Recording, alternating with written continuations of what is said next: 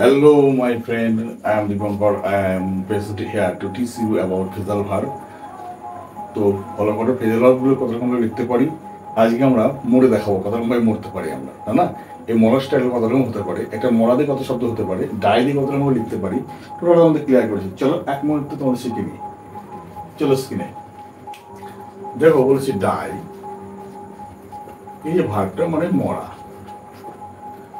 এর যদি আমরা ভার্ব V1 দেখি, V2 কি হবে?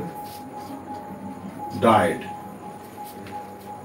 V2 V3 কি হবে? এটাও ডায়েড হবে। তো প্রশ্ন হলো এটাকে আমরা কত রকম ভাবে লিখতে পারি এটাকে আমরা। যদি আমরা ডাই দেখো,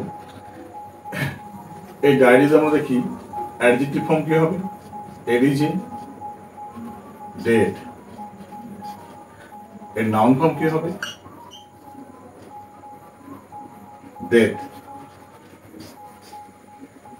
এটা তো আমরা শিখলাম।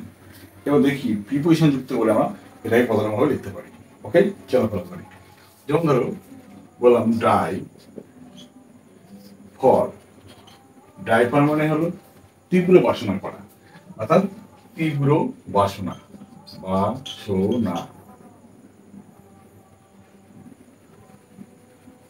করা হতে পারে এটা, বা আকাঙ্ক্ষা করা বলতে পারো, আকাঙ্ক্ষা আকাঙ্ক্ষা এটা তুমি বলতে পারো। আবার যদি এর সঙ্গে তুমি ডাই লিখে তার সঙ্গে যদি বলে ডাই অ্যাওয়ে, AWAY, ডাই মানে কি? ডাই মানে কোনো কিছু হলে কি ডাই হয়ে গেছে, ডাই অ্যাওয়ে মানে ভ্যানিশ হয়ে যাওয়া, মিলিয়ে যাওয়া, মিলিয়ে যাওয়া বা উবে যাওয়া। উড়ে যাওয়া নাই কিন্তু। বলুন ডাই, বললাম ডাই বাই। ডাই বাই, এই ডাই বাই মানে কি হলো? ডাই বাই মানে কি? এটাও মরা, মানে অত্যাচারে মরা, অত্যাচারে মৃত্যুবরণ করা। এবারে কি দেখতে পারি আমরা, দেখো ডাই ফ্রম। ফ্রম মানে আঘাতে মরা, আঘাতে মরা। আমার বললাম দেখো ডাই থ্রু।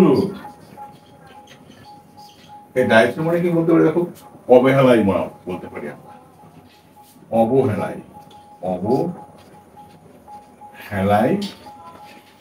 মরা। ঠিক আছে, ডাই থ্রু।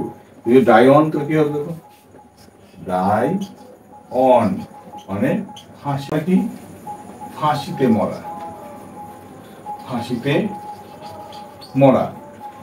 আবার দেখো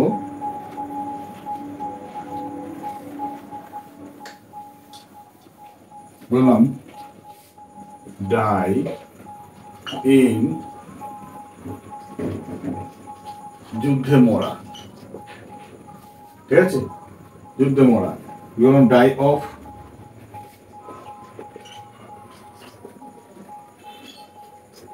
রোগে মরা, ডাই অফ বললাম। আবার ডাই অফ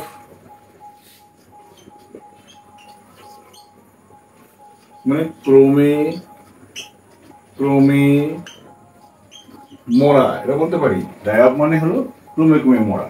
আবার বললাম ডাই আউট, শুকিয়ে যাওয়া, শুকিয়ে যাওয়া, তাই না? ডাই ডাউন,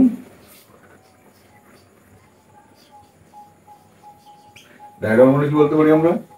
ডাই ডাউন মানে হলো তোমার ডুবে যাওয়া, তলিয়ে যাওয়া। ডাই ডাউন মানে তলিয়ে যাওয়া, তলিয়ে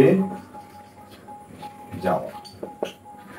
দেখো আমাদের ডাই ছিল, ডাইগুলোকে আমরা এত রকম ভাবে লিখতে পারি, এত রকম ভাবে মরাসটাকে বলতে পারি, এত রকম ভাবে ডাইটাকে বলতে পারি। এগুলো কিন্তু ভীষণ ইম্পর্টেন্ট বিভিন্ন পরীক্ষার ক্ষেত্রে তোমাদের। সুতরাং ভোকাবুলারির ক্ষেত্রে ভীষণ ইম্পর্টেন্ট, তোমরা এগুলো অবশ্যই নোট করে নেবে, লিখে নেবে, পরীক্ষার জন্য প্রস্তুত হবে। ওকে বাই, চলো পরে ভিডিও জেনারেট করো। Thank you.